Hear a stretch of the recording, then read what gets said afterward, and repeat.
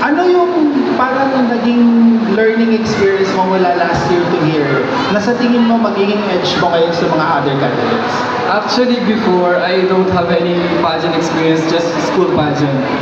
And that's the reason why I urge myself to join different pageant, to test myself, to prove also myself where I am, where I need to improve to my skills or to my communication skills or in some matter. But the reason when I came back is I want to prove not just to myself but also to the whole family of Santa Lucia that I am ready and I can be a role model to my fellow generation, and I can be a good representation of this event.